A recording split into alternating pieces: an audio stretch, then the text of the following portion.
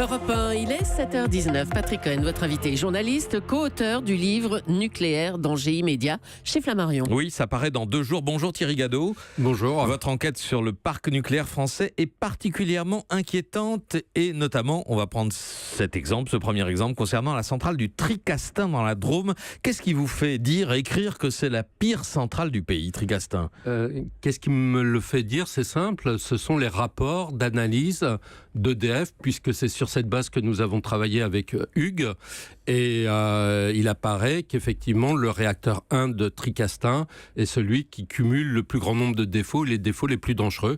Et donc, le poursuivre au-delà de 40 ans serait prendre des risques inconsidérés. Risques pris en compte par l'autorité de sûreté nucléaire qui a fait arrêter la centrale en octobre dernier. Alors, c'était sur un autre problème qui était lié à la structure de la digue du canal qui surplombe la centrale. Voilà, parce que la centrale est située en contrebas du canal, c'est d'Onzère-Mondragon, 6 mètres en contrebas, voilà, et donc il y a un risque de submersion. Voilà, en cas de séisme très fort, il y avait un risque que la digue s'écroule et que le canal inonde la centrale. Mais sur l'état des réacteurs, l'ASN ne dit rien, l'ASN n'a rien dit aux 30 ans, l'ASN ne va probablement pas dire grand-chose aux 40 ans, et donc on est parti pour une poursuite, une prolongation de la durée de vie des réacteurs, et ça devient catastrophique. Ce que vous soulignez est assez grave, c'est-à-dire qu'on ne peut pas se fier à l'ASN, à l'autorité de sûreté nucléaire, elle est elle-même dépendante de ce que vous appelez la culture du mensonge et de la dissimulation d'EDF plus généralement. Elle fait partie de ce système nucléaire, du complexe nucléaire français qui a développé une culture effectivement du mensonge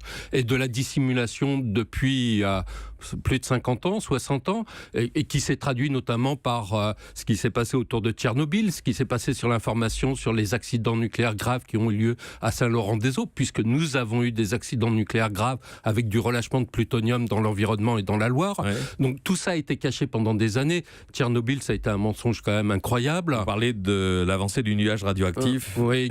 Vous vous souvenez de la carte de France à France 2 qui était tamponnée d'un interdit, soi-disant le nuage n'avait pas ses papiers, n'avait pas pu rentrer. C'était il y a plus de 25 ans, ça n'a pas changé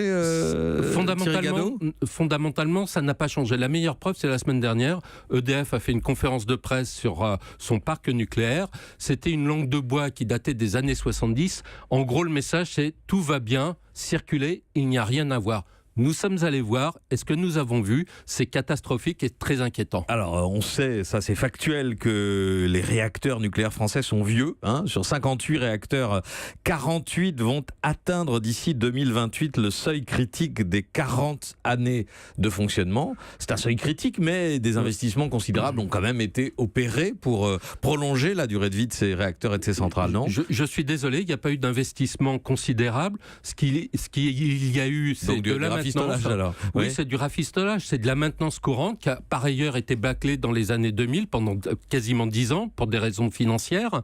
Et aujourd'hui, cette limite de 40 ans, c'est pas nous qui l'inventons, c'est ce qui a été fixé à l'origine par le constructeur de la cuve, qui est l'entreprise Areva aujourd'hui, qui s'appelait hier Framatome, enfin qui est redevenu Framatome aujourd'hui. Et cette limite, c'est une limite sur la structure de l'acier des cuves, parce que l'acier se modifie au cours du temps et se fragilise. Et donc, si cette limite a été fixée, c'est pour des raisons de sûreté.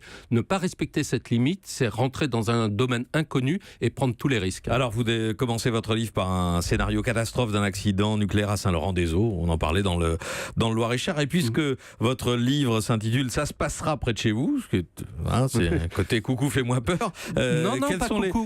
Non, pas coucou, fais-moi peur. 66% des Français habitent à moins de 75 km d'un réacteur nucléaire, et 75 km, c'est le périmètre de Fukushima, où les retombées de Fukushima ont été les plus intenses. Donc non, ça nous concerne tous. Là, ça nous concerne. Alors dites-nous quelles sont les centrales qui, à votre avis, les autres qui ont le plus mal vieilli Alors il y a les plus vieilles, Fessenheim, Tricastin, Le Bugey, Saint-Laurent-des-Eaux, Gravelines, Blayais, et puis quand on va sur la génération suivante, on voit qu'il y a des problèmes à Chooz, à Civaux, à Flamanville. Donc en fait, tout le parc est concerné par des problèmes de différentes natures, mais des problèmes graves. Thierry Gadot et Hugues Demeude, Nucléaire, danger immédiat, ça paraît dans 2 jours chez Flammarion. Il y a plein de documents, d'extraits de rapports et de données officielles là-dedans. pour savoir. Merci d'être venu nous en parler ce matin au micro d'Europe 1. Europe 1, il est 7h25.